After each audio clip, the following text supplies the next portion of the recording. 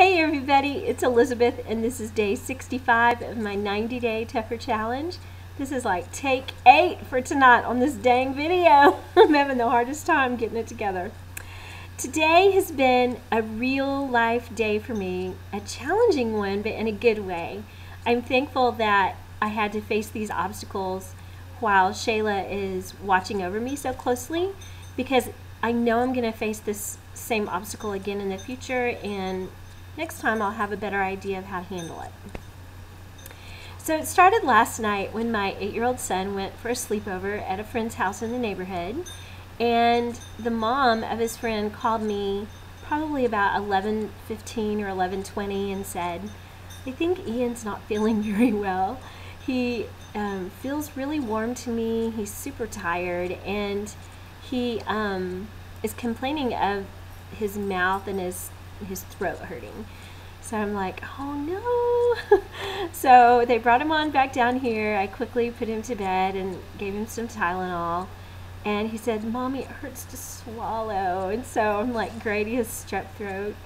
But I really think, I don't know if your kids do this, but Ian is the only one of mine that does it. But if he gets like totally wiped out tired, he will run like a little bit of a low grade temperature half a day or whatever, and he will just sleep it off, and then he'll wake up and be totally fine. No other symptoms. It's just crazy, and I really think that's what happened to him. So anyway, this morning when I woke up to get ready to go to the gym, I checked on Ian and he was still not feeling well, and I just didn't feel comfortable leaving him alone, so I had to stay home. So I texted Shayla and said, "Hey, I can't make it to Fitness Dom today because of my son. What do I do?" And she said, "Well, that's fine, but you still have to burn 500 calories today." And I'm like, what the heck? I have to burn 500 calories. So I'm like brainstorming, trying to come up with ideas, and I thought, well, maybe she'll let me count swimming in the pool and house cleaning as exercise. No, that was wishful thinking on my part. So I told her I normally burn about just under 400 calories on a 2-mile walk.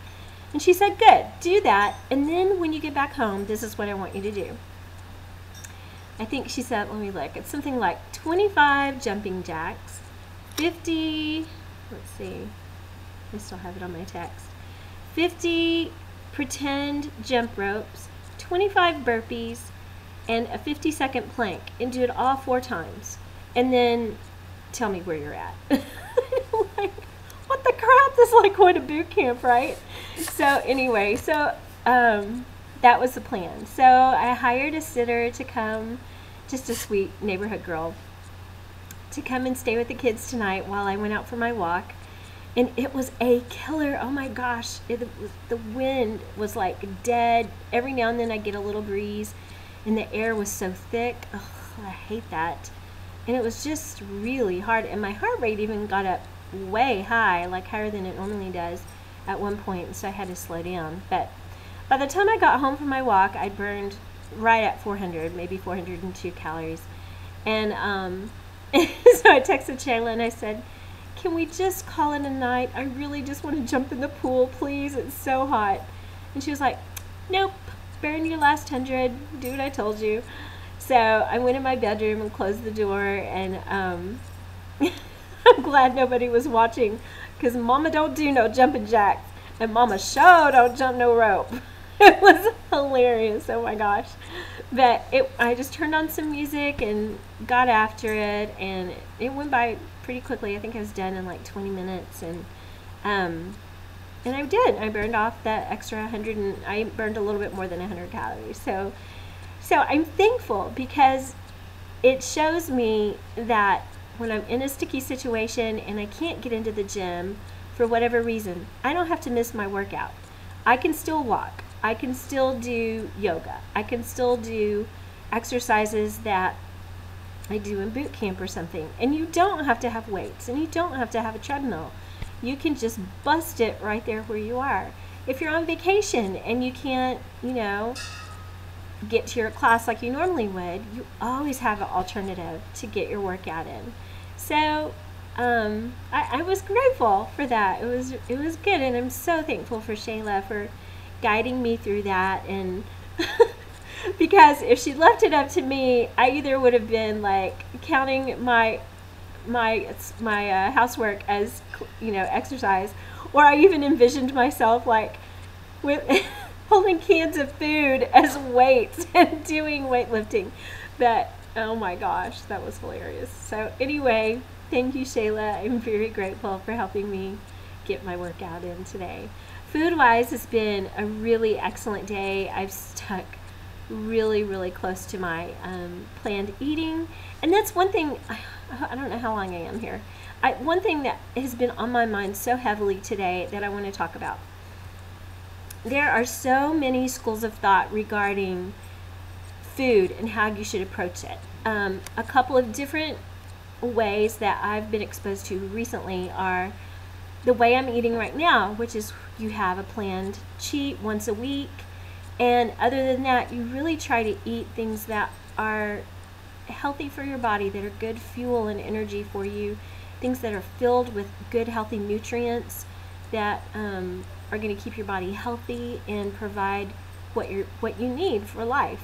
The other school of thought that I've been exposed to is to not consider any food bad, but to allow yourself in moderation really to eat what you want. Really try to stick within these guidelines as far as like carbs and calories and protein and stuff like that. But you know, if you want to have a cookie, eat a cookie, just make sure you log it. And that, I mean, I think that that's a legit way of thinking as well, and it's probably a good real life way to look at food.